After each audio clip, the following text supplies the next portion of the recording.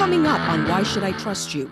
They are the invisible forces steering the content we see each and every day. Algorithms, powered by AI, are feeding us, yes, suspicion and anger, but what might be more remarkable and dangerous is that they're sending us just the content they think we want to see and are cutting out the rest.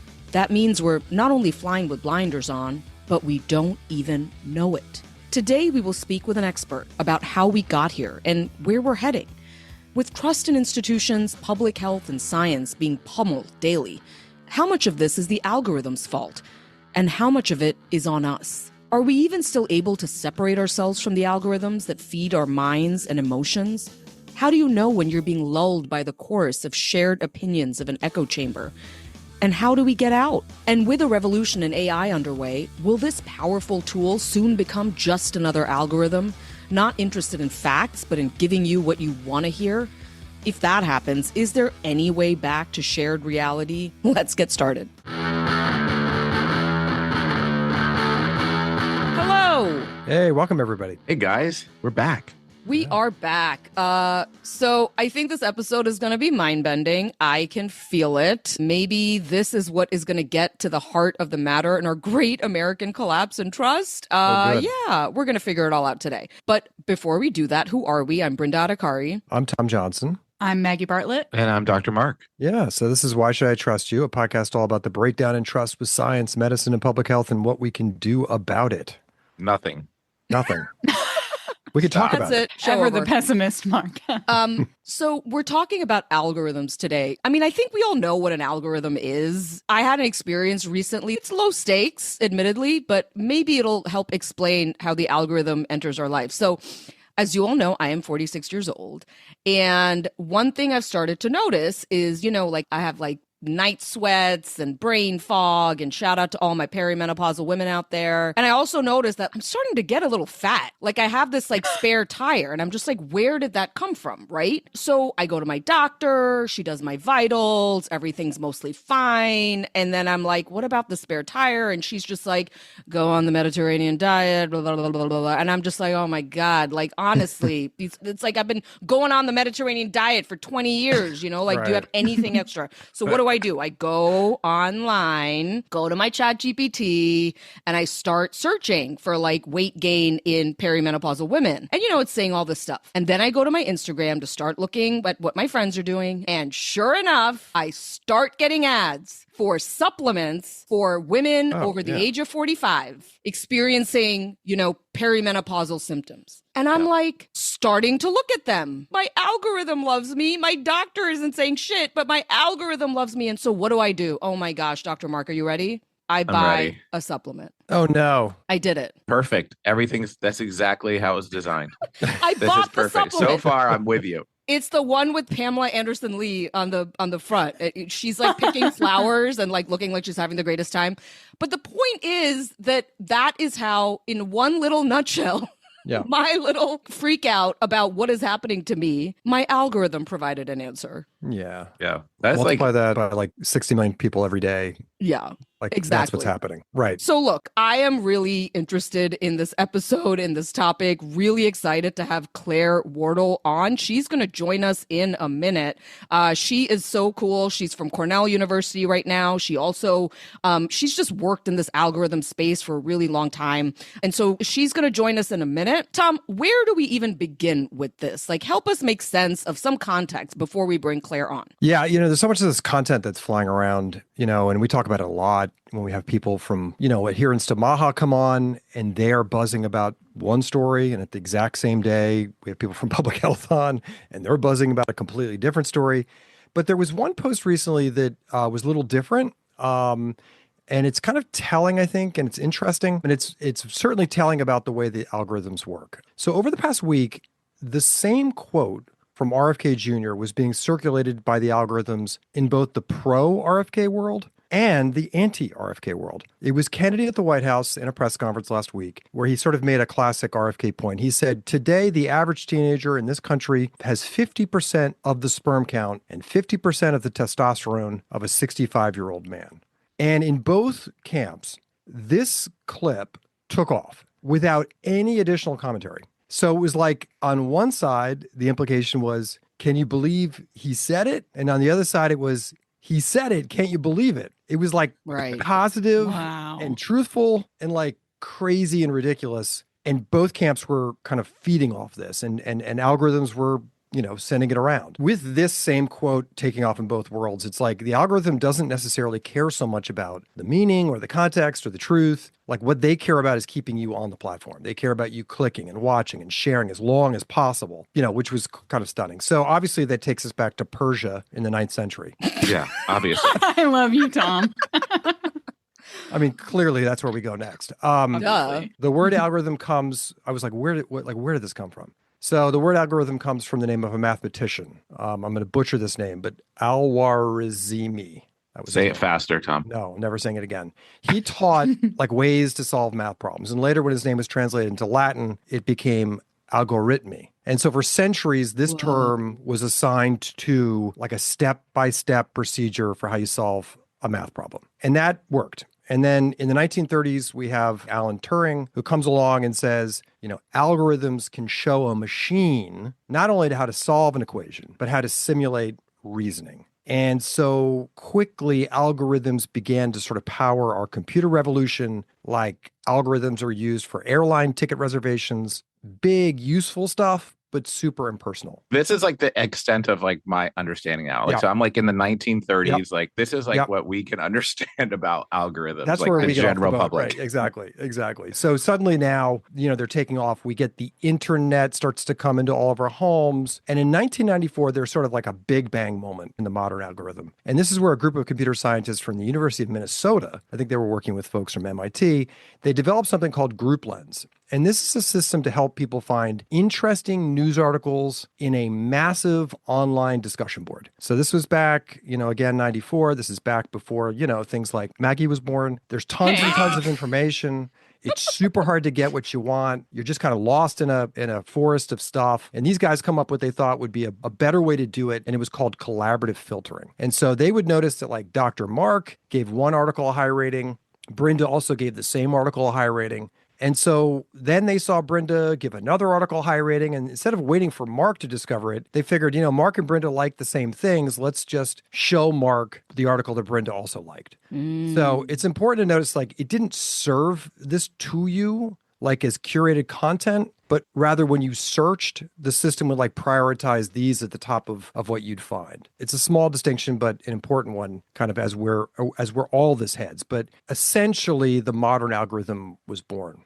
Yeah, I mean, it's like power in numbers. And if we keep going on this timeline, the data scientists were relentless. They knew they were onto something. And now we're going to get into like buzzwords that people know about, not Persia and not those people that Tom mentioned. We're going to talk about something called Netflix. Netflix, believe it or not, like that Netflix that they changed the game, because they got us all going with like, competition, a worldwide competition to see who could figure out. This could be like a Netflix show right now, but it's not. It's actually what made Netflix. And it was a coding competition. It was 2006. It was the year before the iPhone came out. And Netflix, which at the time was still mailing out DVDs to your house. Like you would get it in the mail and you would say, these are the ones I want next time. I'll put what a DVD is in the show notes. They used algorithms to recommend a movie to you based on what you watched and liked. But they wanted to like up their game. They wanted to get you to watch more movies. So the company announced the big competition, and the prize was $1 million. And the challenge was, can you, anybody in the world, improve on their movie recommendation algorithm by just 10%? And with $1 million on the line, computer scientists all over the world said, hell yeah, let's do it. And they're at their computers, and you watch these videos, they're typing up all this stuff. And the winning approach was still based on what Tom described, this idea called collaborative filtering, which is you learning from the crowd. In this case, if you know what someone like you loves, then they can predict what you'll love next. It sounds simple, right? That wouldn't take that long. Get up in front of your computer. It actually took 3 years to find a winner that could actually do this 10% better than the version that Netflix was already using. And it wasn't some lone computer prodigy who cashed the $1 million check. It was a mashup of all these data scientists and engineers. And with time, these ideas work their way into the algorithms we use, not just for movies, but shopping and, what Brenda was talking about. ChatGPT and social media and your entire viewing history, the speed of your clicks, when you pause, what other people like you were clicking on, and all of it began to feed the algorithms, which were starting to anticipate what you wanted before you even knew you wanted. Now we're moved past this Netflix thing and we enter AI. We're talking around 2016, and artificial intelligence starts powering these algorithms, especially on Facebook, YouTube, Instagram, other social media platforms, and they get really powerful. They're able to crunch large, enormous amounts of data from millions, tens of millions of users instantly. And then we start to shift. It's not just about making you watch this movie or buying this product. That's not necessarily the main goal. The new objective is keeping you on the platform longer, because that's how they make money. Everyone is competing for everyone's attention and your eyeballs. And the more time you're on the platform, the more advertising dollars come in, the more money the platform makes. So again, it's not about you watching the movie. It's about you staying there, engaging, and they're grabbing your attention. So to achieve that goal, they need to feed you content that will keep you engaged. So it can't be just boring stuff anymore. It can't just be, oh, look at this plant and how can you keep it alive? No, that's not enough. It doesn't take long for platforms to realize that rage, conspiracy theories, those are the kinds of things that hold our attention. They tap into our emotion even more than like knowledge or unity. So from around 2018 to today, things only accelerate, and they're going and growing by two forces: artificial intelligence and, look in the mirror, us. Do you guys remember back in 2019, Sacha Baron Cohen won an award? It was with the Anti-Defamation League, and he gave a speech. You guys should go back and check it out. It went viral at the time. And it was something even then that people were very much aware of, that we knew about algorithms. But for some reason, it sort of connected dots, and it really spoke to what I think people were feeling. In the speech, he said the algorithms these platforms depend on deliberately amplify the type of content that keeps users engaged, stories that appeal to our baser instincts and that trigger outrage and fear. And, for most people, they understand this, but we participate in it. And as Mark said, the AI depends on us to feed it. So the more the AI-driven algorithm feeds you content that engages you, the more you engage, and the more the AI-driven algorithm learns, so it can feed you more to engage you more, and the more that we engage, and it keeps spinning and looping. And that's been going on now for years. And we know glimpses of how all this works from like whistleblowers and court cases and the occasional like tech company post, but a lot of it is in a black box.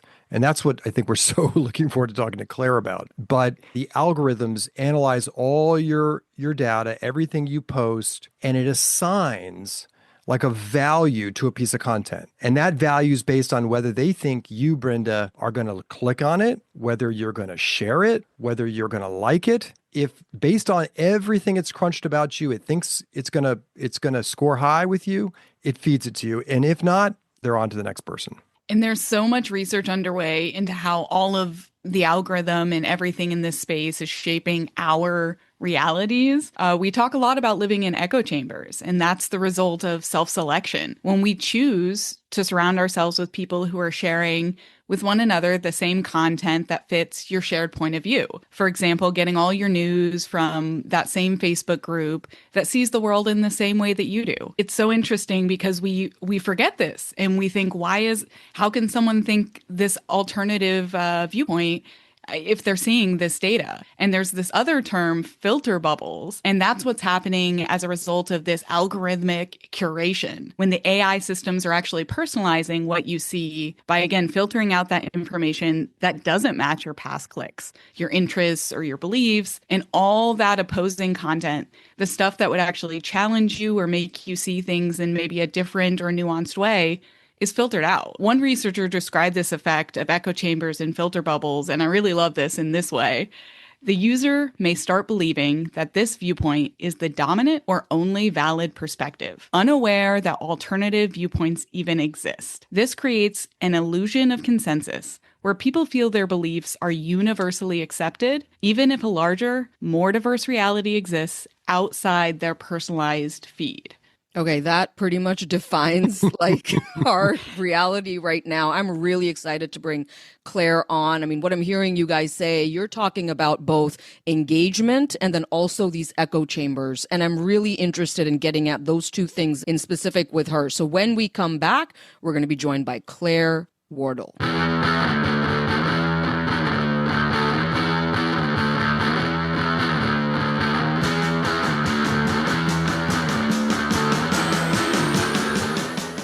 Welcome back, and a big Why Should I Trust You welcome to Claire Wardle. Claire was a co-founder of the Information Futures Lab at Brown University, as well as the nonprofit First Draft, meant to study and navigate what she calls, quote unquote, information disorder. Claire is currently an associate professor of communications at Cornell University, where she studies how information moves online and how algorithms shape the content we see and ultimately what we believe.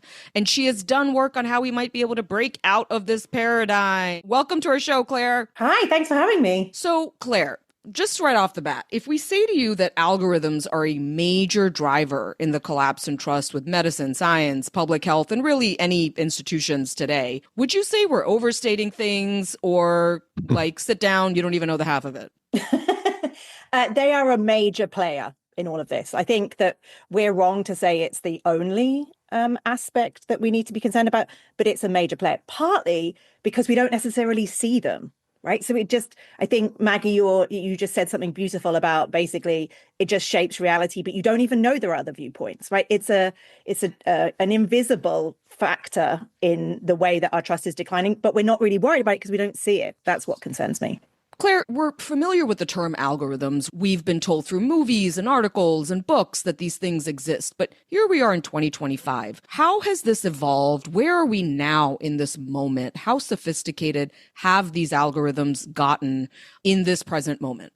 So I think if we think about the tech platforms that we take for granted, I remember I had a huge aha moment in probably a conference in 2016. And somebody said, it's not just that these tech companies have to make a profit every quarter. They have to make more money each quarter than they did last quarter. And I was like, what? But they're already making so much money.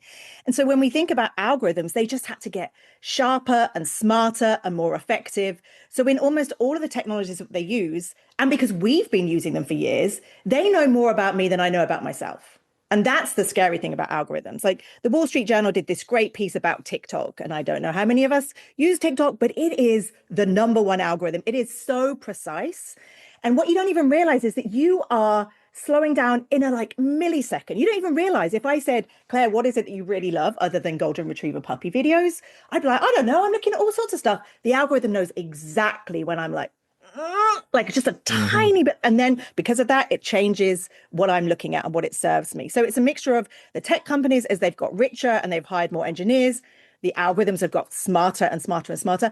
And it's got smarter on top of a collection of an insane amount of data about all of us. If you think about all of the data we share on our phones and our desktops and everything that we do and buy and people selling our credit card histories, all of that is dumped into what does Claire want today? And they know what I want more than I do. And they serve it to me. And I'm like, thanks, as I scroll for another hour and I lose Maybe my this life. is obvious, but are they more interested in just understanding you and feeding you what you want? Does that work better for them than to maybe introduce you to something new, like the supplement that Brenda was talking about instead of the golden retriever puppy? Where is the line between just keep her here because we have her captive, but advertisers actually want you to do other things hey, I'm over here, try this, or what about this? Isn't that the opposite of selling? It's keeping you just in one lane. So let's just take Facebook, for example. They need to be able to go to the supplements company and say, you could advertise on a bus and who knows who will see that bus advertisement. Or you can advertise with us and we're going to serve you up 100 million Brindas. 100 million 44-year-olds who are currently feeling really nervous that their jeans don't fit. And we are going to give it to them just between the golden retriever puppy videos. So they're feeling pretty good about life. And then we're going to scare them into your jeans are never going to fit. And Brinda's like, oh my God. And they purchase the supplement. And then just as I'm feeling bad about myself, oh, here's another golden retriever video. I mean, they are so smart about taking us on this emotional roller coaster. She's between right. The stuff that scares us, the stuff that makes us laugh, the stuff that makes us cry, and then the stuff that makes us scare us. But they don't like to just give us, oh, here's a graph, Claire, of some worrying statistics about something like that might make me feel scared. I'm trying to think of just a dry, here's a picture of a plant and how we describe the leaves. Like, unless you're really into plants, that's not going to keep me on there. Because one thing that you didn't say in the opening is we use all of these technologies almost entirely for free. We don't pay for any of these services. How we pay is by giving them all of this behavioral data, which they can then sell on to advertisers who want to know exactly who they're advertising to at any point in time and how scared they are and what's going to make them click the purchase button. So when we say like they want to keep us on and engaged longer, is that just because we are then just giving them more and more data? So yeah, they want as much data as possible, and they want to be able to say to their shareholders, we have this many active users. Like, it's a mixture of, they need people on site to look at ads, to purchase things, and for them to collect data, which they can then use to sell on to advertisers, which is why you should advertise on YouTube over Facebook. They're all competing with each other for eyeballs.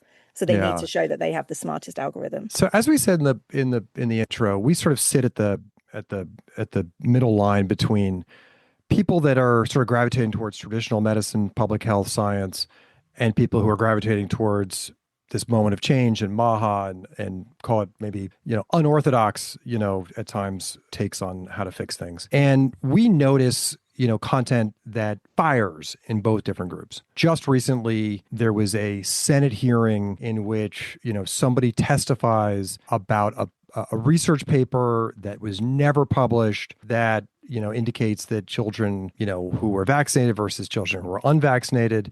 And, there were the vaccinated children, fared worse when it came to health outcomes. The medical group came out and said, this wasn't published because it didn't meet even the most basic, stringency for published research. The methodology was flawed. But putting that aside, this took off. On the other world, we noticed when RFK spoke at the White House and literally just used the word circumcision, that took off, often way out of context, no context. Just RFK says circumcision, autism. Like in the kind of public health world, that took off. Again, without any of the nuance that RFK said in the press conference or any of the context of what he said in the press conference. It was just crazy, exotic, frightening words. I wonder if you could just sort of tease out of those two examples what you're hearing in those posts and why the algorithms would spread them so far and wide in those two groups. So the one thing we need to remember is that all humans, we all have an emotional relationship to information. Like, people like me and fact checkers and journalists, we sometimes try to pretend that everybody has a rational relationship to information. That is false. All of us have an emotional relationship to information. So you have just described some situations that involve children. It is very hard for humans to have any kind of rational response to something that might be a description of harm that's being caused to children. It's just something that makes all of us have that reaction. And so in those examples that you're giving, the other thing we need to recognize in a information ecosystem that is controlled by algorithms, we have people like RFK at the very top, or journalists or elites, to use that word, saying things. We also have people underneath them who understand how to use the algorithms to work in their favor.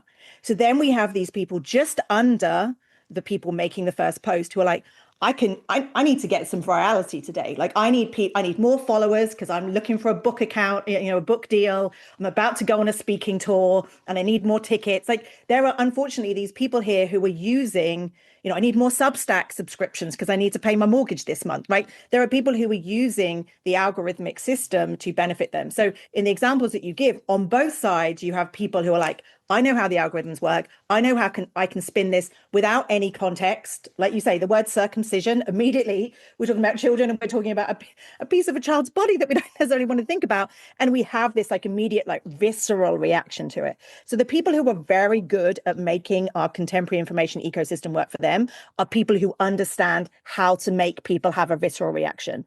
Researchers and journalists, we're terrible. We're like, here's another data visualization. Here's some facts. Like, you barely have a visceral reaction to something published in the Lancet. So you've got this very asynchronous information in the ecosystem where you've got one that's very visual, very emotive, and you have feelings around it. And on the other hand, you have a 69-page PDF with the facts. Right. And that's the problem that we have. And so I wish that wasn't the information ecosystem that we have, but we do have that. So what I'm always saying is like, how can we all play in this space to ensure that people get information that can help them keep themselves and their families safe and happy.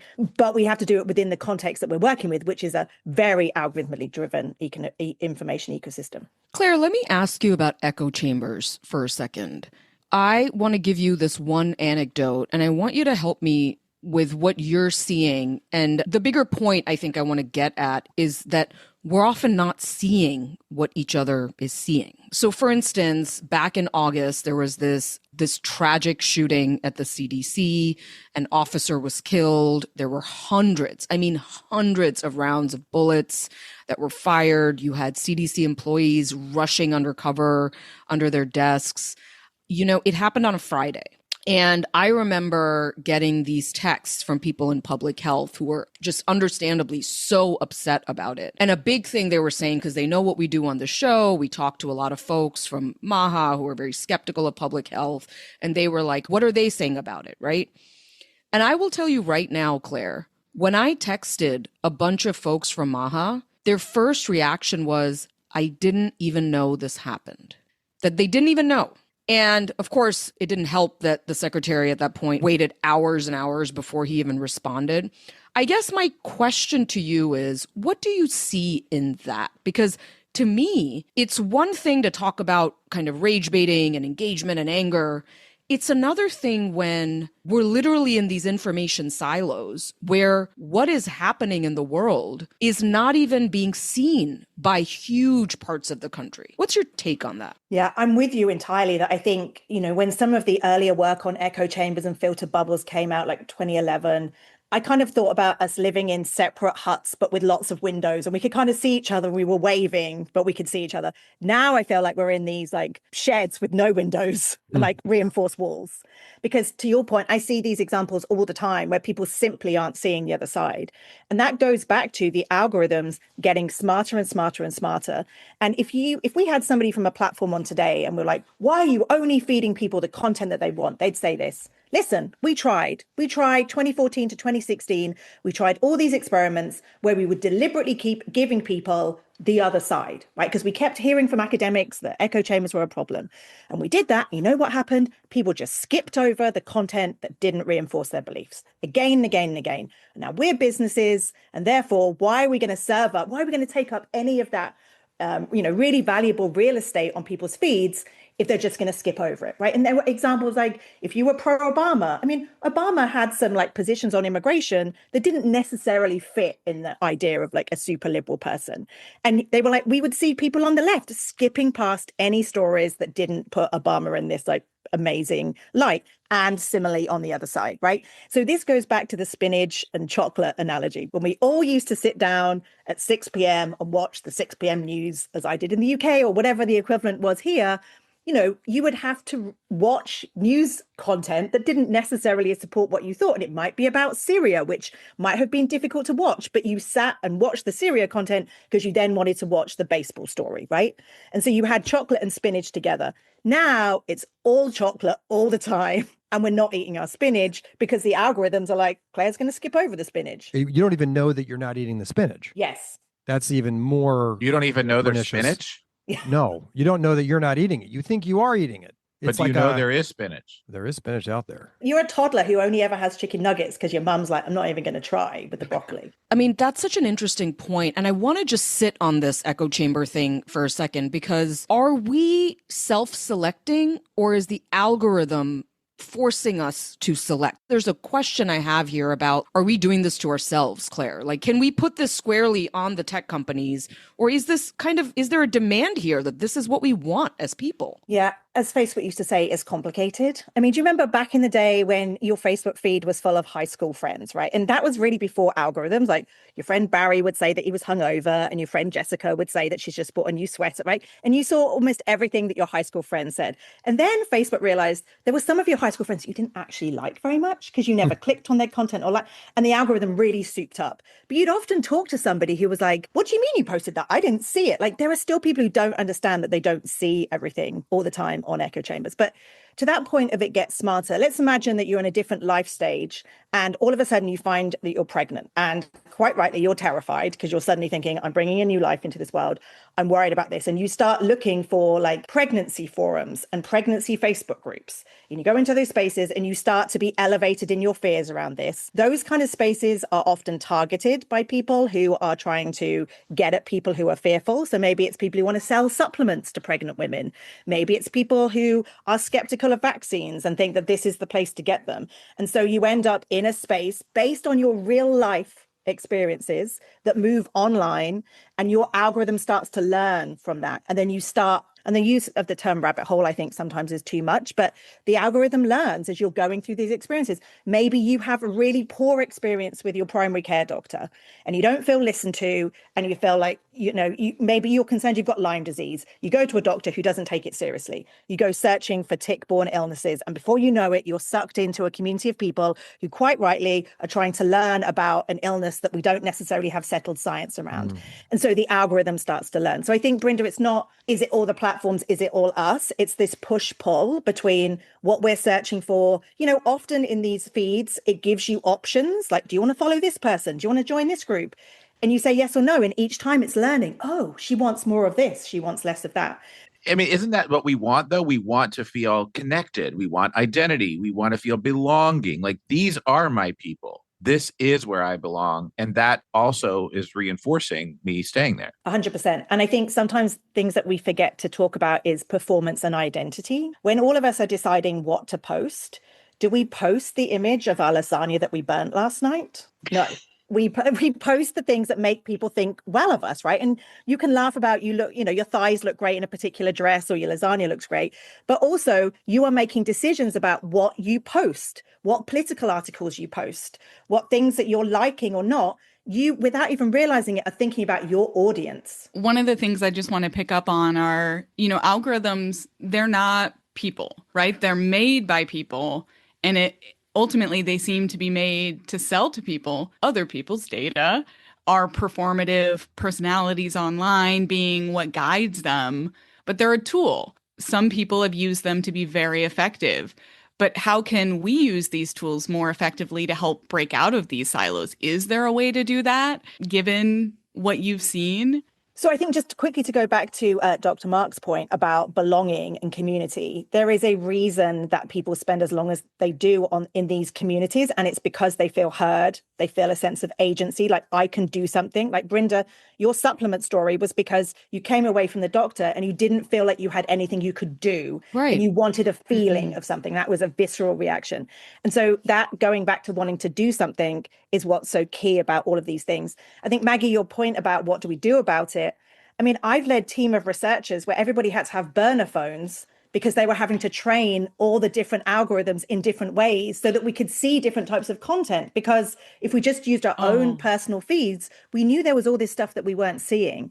So I sometimes say to people, if they are nervous about, how they're seen, it is a case of doing searches for different things, being really aware of, well, hang on, I very rarely click on content like this, and I wonder what's out there.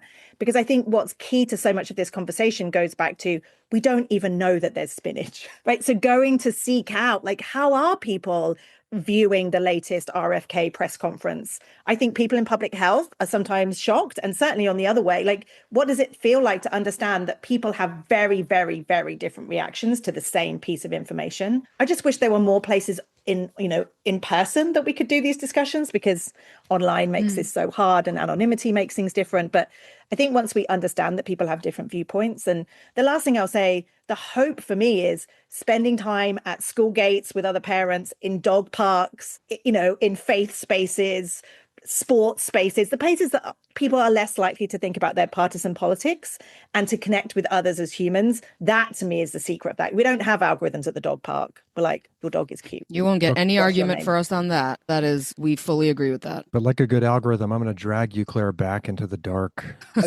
scary world. You were like, oh, she was getting positive. I liked when you were saying that somebody could begin asking questions, and algorithm realizes this person is questioning and then starts to test whether you want to go down a rabbit hole into a conspiracy theory or whether you want to just exist in the world of just questions. Like if it'll kind of leave you the crumbs and see if you'll go and they'll take you there. It started to make me think like we should just ask you like a wide open question. Like recently, what is a very scary thing or the most scary thing that you've seen algorithms do where you thought, oh boy, okay, now I have a new window into this. I observed something that scared me. Yeah, I mean, this is just a story from this week, actually. And it was teased. I don't know how many people read the book Careless People by a whistleblower from Meta. But one of the things that she talked about in the book that I have to say, even I, as somebody who studies this, hadn't realized was how Meta could identify young women when they were at their most vulnerable. When they were posting, I feel fat today, I'm sad, I feel lonely. And they would identify those young women or children actually, and they were more likely to post content to them. And in the book, it was about things that those young girls might want to buy. Like, here's a nice top that will make you feel better. But in reporting this week, what we realized is those young girls who were most vulnerable were actually targeted with 3 times the amount of eating disorder content. Now that is to me a level of sickness that I can't wrap my head around. There's one thing to say these companies are just trying to make money, capitalism.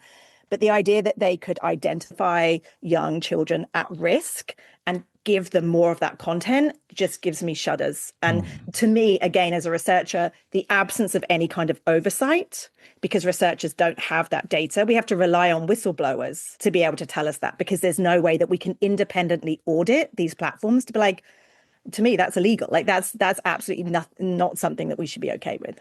Yeah. Claire, I've heard you say that you spend time in the armpit of the internet. True, I do. So we don't have to, but we want to. Do you? I do. I want you Okay. to tell me what's in the armpit of the internet. I mean, just right now. I mean, I do. Just I in also this- heard this phrase of the dark internet, and I'm like trying to find it. I don't know where it is. Like, what are you talking about? Who's there? What are we seeing? Yeah, I mean, I'm also going to be honest right now that the armpit of the internet, the kind of content that we would see in spaces like 4chan or Telegram or private Discord servers, some of that content is just much more mainstream these days. As we've seen trust and safety teams at different platforms disappear, the kind of stuff that before we'd have to have a burner phone to go and find, you're more likely to find just on Facebook or Instagram or TikTok. So I think, Mark, to your point, a lot, when we talk about the dark side, a lot of it was just kind of really violent or, racist, anti-Semitic kind of content. And unfortunately, we see more of that now in the mainstream. But at the time, that was the kind of stuff that we were worried about, and we wanted to understand what was happening with it. And we would see it sort of start in 4chan and like move through into like other spaces on conspiracy spaces on YouTube, and then onto Facebook and then Twitter. And then you'd see journalists report on it. And you'd see it like move through, because the idea it was like kind of seeding ideas in some of these darker places that most people weren't in. Claire, we talk a lot about AI these days. As we said in our intro, that AI has been used to kind of help power these algorithms for some time now. But I'm just wondering where you think this is going. And like, as we were doing that deep dive, I thought about that scene from Jurassic Park. Do you guys remember when the warden of the park, I think he had like an Australian accent, and he looks and he's like, what's that noise? And someone says, the velociraptors they're learning, they're testing the fences, and they're remembering where the weaknesses are. And you're like, I have no idea what that means, but I'm terrified. And I think it meant like they're evolving like rapidly in front of our eyes. Oh my God. And like, Tom, that example is terrifying. I know it's terrifying, but like the algorithms are helped by AI. But is it possible that AI starts to learn from the algorithms? So in other words, the AI starts to learn that in order for it to thrive and not be canceled, it has to engage us more. And therefore, AI starts to study us and just starts to answer in ways that it thinks we are going to spend more time with it. Like, do you know what I'm saying? Like, is the lesson of the algorithm, there's like no rules, it's capitalism. You can do anything to these people as long as you are making a buck. Society's like, we're good. We thought about regulating that. We kind of never did. We're good. Like, is AI going to learn the lesson that it should just learn everything about us to manipulate us to keep us on AI longer? Like, And just to put an example to that, you're talking about like, say I'm somebody who doesn't believe the earth is round. I'm a flat earther. And I put something in my chat GPT about the Earth and it spits back out at me, well, the Earth is flat, because it knows that that's where it's studied my everything sensibility you've is going. clicked on and hesitated to click on, but clicked on anyway. And it kind of knows exactly how to begin a conversation with you that, takes you to a place that's not just the Earth is round, next question. Like it starts to entertain these ideas and isn't necessarily factually based. It's more personalized to you and your fears and hopes and dreams. What do you think of that, Claire? Yeah, so algorithms are a form of AI, but I think what you're talking about is generative AI, so Chat, GPT, and Claude. And so what you're saying is exactly how we should be terrified, because we know from these models that they're pretty sycophantic, specifically because they want you to stay on there longer. Like you've probably even noticed, you ask it to do something and it doesn't say goodbye. It says, can I create a PDF form for you? And you're like, thanks. And it does it. Like, can I potentially create this with visuals? You're like, go, like I'm done, thank you. But they never just say bye, because they need to keep you online. And I do have a very serious concern that as it knows much, much more about us, it will start to do the equivalent of what we've been talking about for the last hour, which is, I know Claire likes X, Y, and Z. I'm going to feed her more of that stuff. And I just did a study actually with people and watching them search for health information on Google overviews at the top of search and Alexa and ChatGPT. And one of the findings that people said, I'm worried that it's giving me what I want to hear. So people are kind of like taking what they've heard from elsewhere. But I think the difference between, say, a Facebook algorithm that might give me what I want to hear versus, hi, Claire, that's a great idea. You're so smart for thinking about that. Let me, like, we know this, the language it tells us, it says, you go, girl. Like, it's this crazy hype machine. And so my worry is for people who are vulnerable, it has very specific information about you and it's telling you that you're right as it's telling you terrible things. But wait, but I'm so mind blown here for a second, because you're talking about it could deliver some misinformation or disinformation. I know there's like some issues with using those kinds of words, but you even coined a term malinformation, which is like deliberate publication of like just so wrong, unethical things. And are you telling me that there are AI models that will do that? They'll cross that line even? So as ever, it depends on the trust and safety for a particular model, right? So very overt things, which is like, if I take this supplement, is it going to help me lose weight? I mean, that kind of stuff I'm less worried about. Yeah. You may have seen this case from a couple of months ago when a child took their own life and had been chatting with the model and had said, what do you think of this noose? And the model had said, I think that's a great noose. Like, that's not mis or disinformation. That in any way is harmful information, right? Like, that to me is what's much more important. And so giving that person the information that at that moment they thought they wanted to hear without any requirements to report, without any sense of like, oh my goodness, this person's going to take their own life. So to be honest, if I go to a model and say, is the earth flat? It will say, no. We absolutely know the earth. So it's less about those things. What I'm more concerned about is like the middle ground, the unsettled science, the kind of stuff that's opinion. And again, unless it's very difficult for us to audit what results do people get, because people get completely different results when they chat with ChatGPT or Claude or Perplexity, so we can't audit what people are seeing because it's so personal. When the four of us sit here, Mark, Maggie, me, Brenda, and we ask you these questions, like, is the algorithm sort of controlling us? What do we do about that? How scared should we be of AI? I mean, on some level, do you look at us and think they are asking these questions because the algorithm has fed them this level of information to ask these questions? Like, oh my God, Tom. That's so no, I fucked get deeply frustrated by the absence of any kind of digital literacy. But That's what frustrates me. Right, but are we just like we think we're on the ocean, but we're actually in this like little kiddie pool, like this little wading pool with the ropes. We can't actually go out into the lake. Like the algorithm's given us like a little play area to question it, but we're not really, you know what I'm saying? Like we're not really penetrating what the algorithm's doing. It's sort of letting us mess or splash around and ask questions. Yeah, but I think there's also, I mean, I study this and sometimes I'm like, oh, I should try and retrain my algorithm. I'm like, it gives me stuff I like. And at the end of the day, I want a quick doom scroll. I mean, that's the horror. Like, do I want to go and search for spinach? No. Like that fundamentally is the question. No. But like, if we do take a step back and like, this idea, oh, we have AI and, it's telling you this and you got to fact check this.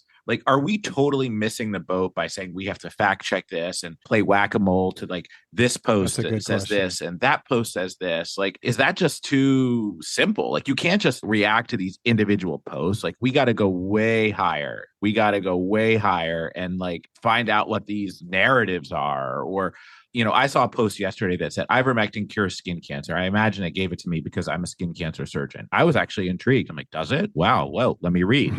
But how are we going to get out of this? Do we just keep responding to these individual posts? And then I Google, does ivermectin cure skin cancer? And then I look at the study and, oh, okay, I'm good. Like, did I miss the boat on that? I think it's about having conversations like this, because to your point about narratives, the actual official definition of a conspiracy is the belief that there is a secret plot being driven by a small number of people to control the world. And so once you start realizing that people quite rightly question things, like the other thing we have to acknowledge is like public health has got things wrong. The pharmaceutical companies have done terrible things. All of that is true. And so because of that, people say, hey, listen, like, well, let's go back to, what happened with, Oxy in West Virginia. Like, that was terrible. The pharmaceutical companies were doing terrible things. So right now, somebody's telling me that Pfizer is doing terrible things. It could be the same. I'm just going to ask questions, right? And we cannot dismiss a very human nature to try and say, I want to find this out myself. Like, I want to do a little bit of my own Sherlock Holmes.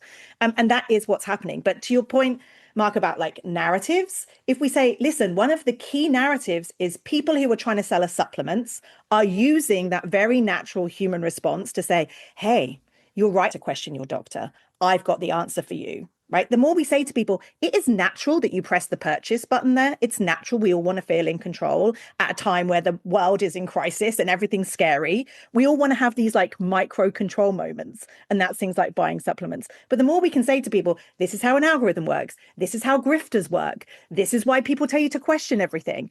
Like, it's not to say you're wrong to question something. It's like, just who's telling you to question it? Like, are they selling you something? Like, do they have a side website selling you ivermectin? That doesn't mean that they don't believe in ivermectin, but like, let's just look at this a little bit. So the last thing I'll just say is like, it's about remaining skeptical, but not so skeptical you tip into, I don't trust anybody anymore. Because actually society can't function like that, right? So we've all got to have skepticism, but not too much. Yeah. Well, I think in some ways what you're getting at, Claire, and what we see on the show is that mistrust itself is a sort of commodity, and it is this identity and a blanket that can kind of bring people in to keep them warm and safe. Yeah. And look, we all are susceptible to it. I want to take us into one different space, which is, it's a little bit what Mark was saying before, which is for so many people in the sort of, trying to create a better internet information system space, they really talk about it as like fighting misinformation, that hand-to-hand combat, deplatforming people who have terrible views, right? And I want to just address that for a second, Claire, if you think that's been an effective approach, and if not, what is a better approach at creating an ecosystem that we can thrive in, like not only not get hurt by, but can really thrive in? Yeah. So, I mean, you've probably heard this phrase like marketplace of ideas, right? There's a reason that we have like, European Declaration of Human Rights, like freedom of expression is at the core of everything. And that's absolutely what I believe. But how does freedom of expression work in an algorithmic world? It's not everybody's got their stall out and they're just saying what they're saying. If you have angrier views, more scary views, whatever, your stall is bigger and you have a bigger megaphone and you get delivered to people who are more likely to hear your message, right? So we have this kind of old fashioned idea that we're all like in the town square talking. And so I do believe that more speech is the only way we get through this, but we have to have a way to put pressure on platforms to find ways that you are not, on a Friday night, completely unaware that the CDC was under attack. Like that cannot work, right? I do not think deplatforming ideas works. I do think that there does need to be trust and safety teams, that when you say things that can be explicitly harmful, like I think people should take bleach to cure COVID. I don't think that you should be allowed to say that in the same way as I don't think you should say, I'm going to go off to my neighbor's house and set fire to it.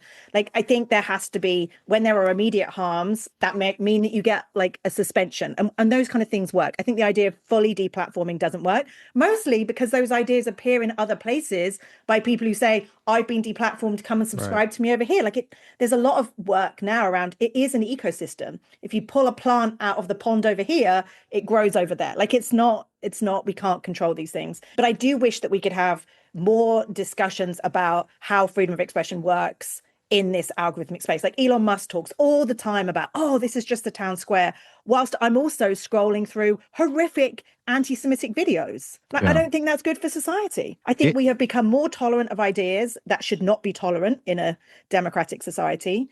So I just think that we're too black and white when we talk about freedom of expression, and we don't say what does the First Amendment mean in 2025 with the technologies companies that we have right now. And I just don't think we have nuanced responses. So anyway, that was a long answer, but. Well, I mean, you hit on so many things like freedom of expression, don't deplatform people, all things that we've heard about on this show. And like one of the things we've also heard about on this show from scientists and Maha side is we want more transparency. Can we all agree that transparency is good? Yes. Yes, except is it not? Is it possible that too much transparency can like turn on you and be weaponized and be used to like further erode trust? Is that possible? Right. Yeah, I think that's a really, really good point, actually, in the age of preprints, right? Like it used to be the case that like people would be at a conference and a scientist would like deliver some early results and other scientists would be like, Barry, I'm not quite sure your methodology was right there. Like, I think you're a good scientist, but maybe you want to rerun this data. Like, I'm not too sure. Now, all of that happens on Twitter. All of that happens out in the open, right? And I do think, to your point, Mark, that the process of science, as it has become more transparent, has allowed more people to be like, yeah, but like, if you imagine a 7-hour live stream of a vaccine government, science meeting, at some point, somebody will ask a scientist, are you 100% convinced that this vaccine is 100% safe? And somebody will say, well, no, I can't say that because that's not how science works. Out of a 7-hour hearing, that's the clip that gets clipped and is all over social media, right? Without any of the context. So I think we also have this issue of, in a context of freedom of expression, what does it mean when ideas are weaponized by people who are trying to undermine the other side, and the ways in which things can be taken out of context? And I have had very interesting discussions with other scientists who say, I used to put all my stuff out on long Twitter threads, and now I don't actually, because I see people take the third tweet and like take it out of context. And I'm worried that I want other scientists to replicate my work. This isn't knowledge yet, it's science. And I want other people to build on it, but people take it as fact when it's not and gets used to justify why ivermectin is good or why ivermectin is bad, as opposed to we're in the process of trying to test ivermectin in lots of different contexts with lots of different people. We've mentioned, Claire, this left-leaning Media Matters survey about how right-leaning content is sort of overwhelming the ecosystem at the moment. There are like 5 times as many followers for right-leaning content as left-leaning content. Do you think in some ways this administration is better primed for this information moment? Yeah, they absolutely understand the contemporary information ecosystem. They understand that it's visual. They understand memes. They understand that people want to feel part of something. And they are creating content that they know will go viral. It's either deliberately outrageous, or it's deliberately funny, or it's deliberately people like, what's going on? They do that in a way that they understand that people will either hate respond or love respond. It doesn't matter. Everybody's responding. And so they're getting huge, huge traffic. Those of us who've grown up with more traditional gatekeeping training are like, has to be fact-based. It probably has to be text-based. It probably has to be a PDF, or we get somebody to stand behind a podium and read some remarks that have been signed off by everybody. Like, that's not how the contemporary information ecosystem works. The people right now in the administration understand beautifully what works now, and they are using it to their advantage. I know people are upset by some of the content, but you can't deny that they understand this moment. They understand how to communicate, and they're being very effective at it. There was such a telling moment this past weekend with the No Kings protest, which, the images of that, you would think they're going to dominate social media, like gazillions of people in all these far-fetched places. And there were those images, but Trump's meme of him flying a fighter jet and dropping crap on on the on the peaceful protesters or whatever you want to call them. Like that won, right? I mean, so it was like an AI generated meme versus tons and tons of Americans going out and spending their Saturday like marching. And the thing that took like 25 seconds to make with AI won. Yeah. Wait, did it win? Yeah. Well, I was just going to say, imagine that the New York Times had actually run a big front page story of it. Imagine all the news outlets had run with this size and scale. Imagine all the Democrats had posted all over their social media, them at the protest talking to people about why they're angry. Then it would have been a different environment. But it partly won because of the asymmetry. People were out on the streets and there were some images, but nothing like what you would expect for 7 million people out on the street. When you compare to coverage of the Tea Party protests, for example, like night and day. So that to me is like, yes, it got a lot of clicks. Did it win? I just wish the opposition was better at being able to have a conversation that was at the same level. You called it mimetic culture? Yeah. So memes are like, it comes from enthymeme, like it's a kind of like from a humor perspective, like you have to, in order to understand a joke, you need to understand the premise of the joke. Like, so when people say, why is the Daily Show so effective? You can only laugh if you understand the politics of why the joke is funny. So the reason that my students and many young people love memes is because it's not directly telling you what to think. You have to have watched the South Park episode, or you need to have understood the meme last week about Taylor Swift to understand the joke. So it actually gets like a deeper level cognitively in order to make sense of the memes. So memes are actually a very, very effective form of communication. But too often traditional communicators are like, oh, no, I need a 69-page PDF. But you have to be part of a culture. And internet culture is mimetic. But you also have to know what you're doing. Otherwise, you look like a dad dancing at a wedding. If you like, oh, I'm going to go into Canva and create a meme. But you have to understand that it needs to be ugly. You need to understand what you're doing. Oh my God. Oh my gosh, Claire, I feel so not cool after this whole conversation, just so you know. I mean, I didn't even know how to pronounce mimetic. Yeah.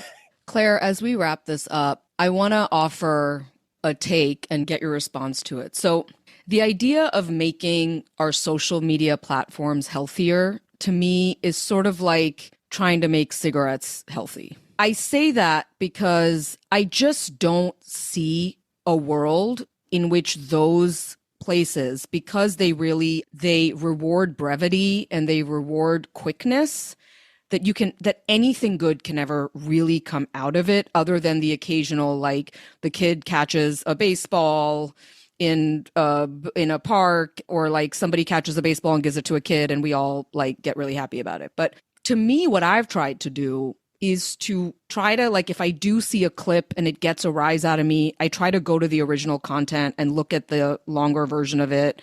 You know, the four of us have this who are the hosts on this podcast, have this strange, I think, distinction of seeing multiple information ecosystems because of the work we do and the people we have on our show. So Tom is able to say what is really popping on Maha feeds and what is popping in public health because he's following both diligently. And I guess my question for you is that, is it even worth it to look for the solution in the tech space? Or is it that we actually have to remove ourselves from the tech space in order to really get a cleaner information diet? And do I just sound like a complete Luddite and idiot when I say this? No, I mean, let's just talk about this, right? If I'm feeling down on a Thursday night and imagine I had 5 tubs of ice cream in my freezer, I am going to struggle to have just one bowl. Right? Because I love ice cream and I want to keep eating it. Like, that's what's going on with social media. Like the other day on one of the platforms, Blue Sky, it said, you have run out of posts.